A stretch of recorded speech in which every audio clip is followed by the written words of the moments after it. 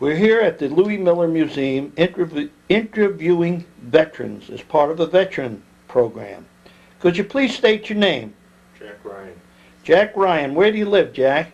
54 Mechanic Street. All right. Have you lived in Hoosick Falls long, or have you moved in, or what? I was born in the old health center. All right. And you lived here all your life, and Yep. Where'd you go to school? What did you do before the service? St. Mary's. I went 14 years, St. Mary's, I guess. Yeah. All right. And on summers, I used to work on tobacco down in Connecticut. I see. And then what happened about the service? Well, you graduated. When did you get out of high school? Out of St. Mary's, out of high school? In June 1950. I see. And then what happened? And I left in the service July 10th. I see. And you enlisted in the Navy. Right. All right. And what happened to you after you enlisted? Tell us some of the stories about your service connection. Well, I got out of the service, out of boot camp in 13 weeks, and they flew me halfway around the world to Hong Kong. That's where I picked up the ship. And I didn't get home for, it was over 2 years. And then I only got home twice in the 4 years. So. In the 4 years you were in the service. All right, what did your boat, where did the boat take you? What did you do on the boat? Give us some idea. We had 9 seaplanes, squadrons, that we operated with, and you had to set up a sea drone, which is a line of buoys for landings and takeoffs, and they had lights for night. And we had a plane in the air all the time, and they could stay 15 hours in the air without refueling. And what was the purpose of those planes? We took pictures of all the traffic that was supplying the Red Chinese in North Korea above the 38th parallel. I see. Now, where did your boat, your ship, travel? I mean, where was your boat most of the time? We went from Iwakuni, Japan, Shinhei, Korea, and mostly between the Pescadores Islands, which is between Formosa and mainland China. I see. And the Red Chinese were always threatened to invade Formosa, and yes. Formosans were always threatening to, and we were there to keep peace between the two of them, besides take care of seaplanes. I see, but you took pictures of, did the Chinese ever come with planes, try to bomb you, or try to get you to stop it, or? When you were taking pictures of the different ships, sometimes they would uncover the guns, and we would leave before they started to use them. But they shot down several of our planes, and we were in a lot of rescue missions where the planes had been shot down, and they picked up, one plane got shot down just off of Suitao, China. And a Coast Guard plane landed and picked up them 15 survivors. And then that crashed, taken off. So there was 30 people in the water. And we picked up, I think, about 7. And the communists got the rest of them. And unbelievable, they had ads in the Hong Kong paper, which was a Liberty port, which we could go in for rewards for any of the flyers that they, flight gear, their boots, flight jackets, anything. They were trying to locate these flyers that had got in, you know, in land, and they hadn't caught yet. And Hong Kong at that time was a British colony. It's hard to believe that it was so infiltrated with the communists. Yeah. Well, now, how many, on the seaplane, how many men would be on the seaplane? We had a crew of 14. 14. I see. And then what was your job on the ship? We maintained the sea drones, which the landing and I see, takeoff, so fuel the planes, oil. Sometimes we went on the flights because being in it was the Navy Air Force I was in, and every month, if you flew 4 hours, you got extra pay. You got $55 or some dollars a month extra flight pay. So you were actually in the Navy Air Force, right? And then, all right, and I'm trying to, you were there for 2 years, over 2 years on this ship, just traveling around there doing exactly that every day. We crossed the Pacific, I think. I crossed it myself 11 times. Once, the first time I flew. And then we made 5 tours after that, 6 months tours. You went 6 months and then they bring you back to the States? Yeah. and then you go back out again. Right back, right. I see. Just Okay. one time we got liberty when we come home, and that was after 2 years or something. That's a long time. It must Yeah. be kind something to be on a ship that long. Well, when they tell you you're gonna, after boot camp, you're gonna get 13 days leave and all that, and we didn't get none of them got them. They froze them all right there. Yeah, That was well, it. I see. So that was a long time. And it must. What do you do on a ship when you're not, when the planes aren't taking over? They were taking off all the time because they were taking pictures. There was something going on every minute then. Yeah, it was it's the Navy. Maintenance is most of it. Yeah. They I took care of the records of all the plane crashes the Navy had. I see. That was even on carriers, and every time the Navy had an accident, I had to record what it was on and what caused it and everything. It was all in a portfolio, and they came with just like them notebook, Yeah. and they had the holes in them, and you just insert. But you were taking care of all the planes in the Navy in that whole area. in the accidents, right? Yeah. And that would come over communications, that would Right. come over, they would Right. send it in, or would they fly in stuff, or is it just over communications you got It was. it all? I would get down, and they'd have all the papers there on I the see. desk. They flew the mail in every day, and in fact, we had, when we were in the Pescadores there, we were 101 days with nobody left the ship. 101 day. And they used to fly beer into us. You got 2 cans a day on the ship, which is very rare in the Navy. Yeah, I guess so. I guess so.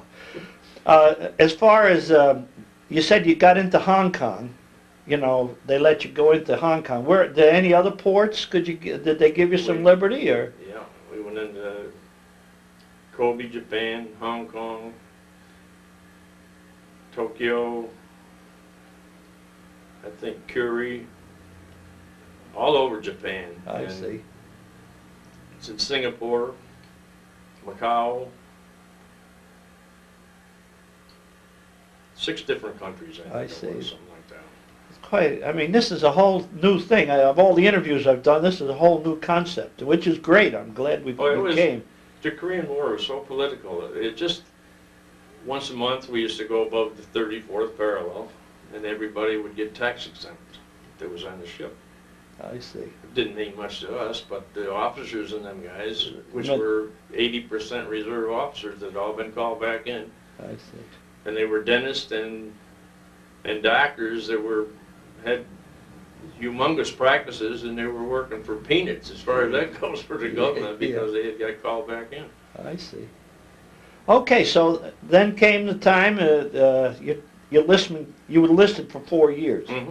All right, when that time came, they brought you back to the States. Back to Treasure Island, right? I see, and then what happened? Well, what happened, before I got out, I wanted to stay on the ship. They were going to make one more cruise, which was about 6 to 7 months, and I had about 9 months to go. So they transferred me to a jet squadron in San Diego, or Moffett Field it was. And it's one of the, where they were teaching carrier landings, and they had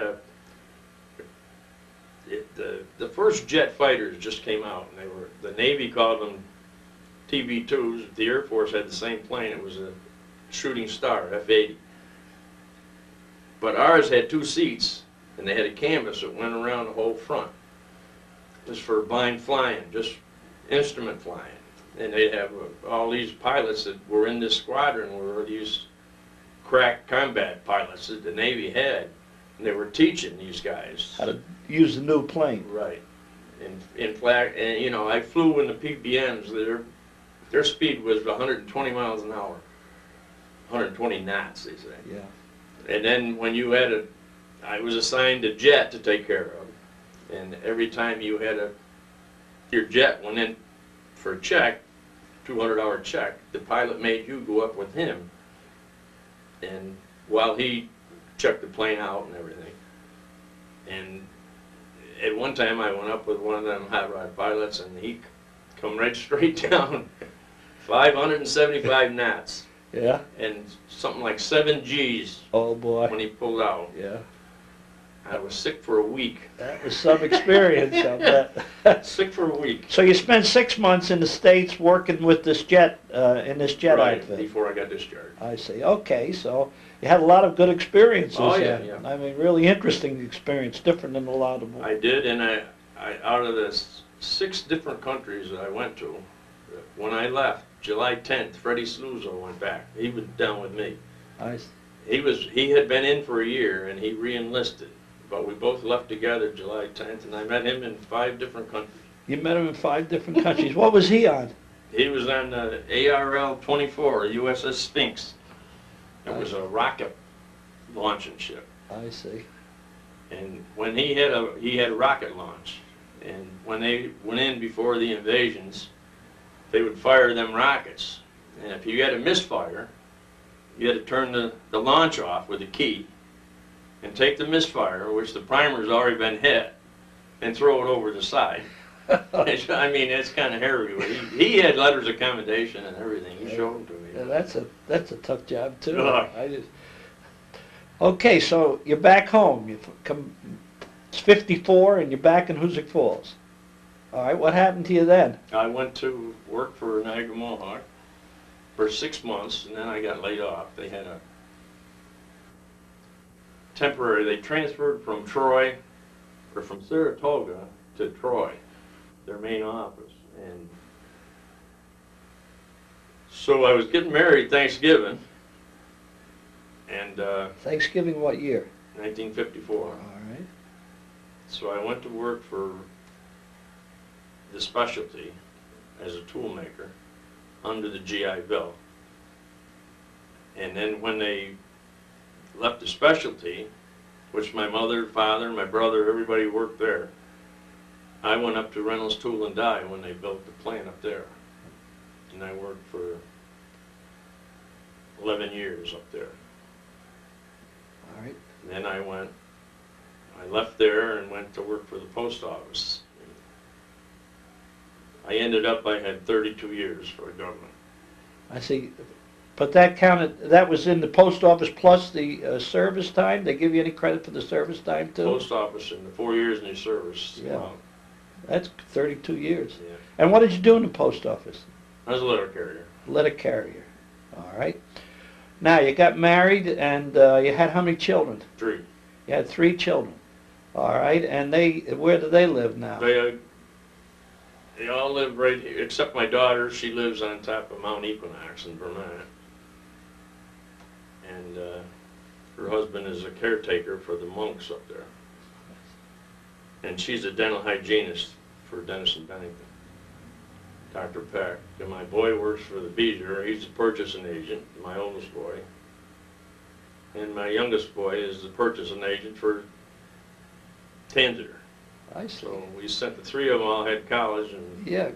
And then they all live in the area, so you still Yeah. get lots of pleasure out of Yeah. seeing your kids and everything and so forth. All right, is there anything else you'd like to say about the service as far as well, you one can time in San Diego, his brother just died here last week, this Lavin kid. And he used to work on the tower in North Island. And when our ship would come in, if Freddie's ship was in there, and then Ray Jones, he used to live down Buzzy Lane down here, his ship, and one time there was 6 of us from Hoosick Falls and went on Liberty together. Because this Billy Lavin, he worked on the tower, and he knew all the ships coming in, and who was on the ships and from Hoosick Falls anyway. Yeah, so he could tell you, and then you knew you could meet. And by the time we tied up, 2 or 3 of the guys would be there waiting.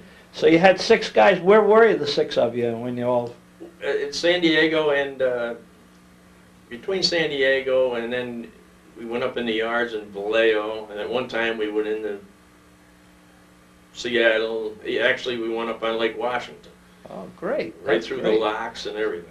I mean, that's great. 6 of you. See, it kind of give you a little feeling of home anyway, Oh, because yeah. you guys were away so long. Yeah. All right. Is there anything else you want to say about Hoosick Falls or the service before we Oh, I call know, this? you know, I always say about Hoosick Falls, but it's always a great time to come back to. Because you be away from Hoosick Falls for 4 years and you don't have any white Christmases that you have in California or Japan, or you appreciate it, I'll tell you that. Well, that's great. So anyway, we thank you for coming, and it was a good interview, and we thank you.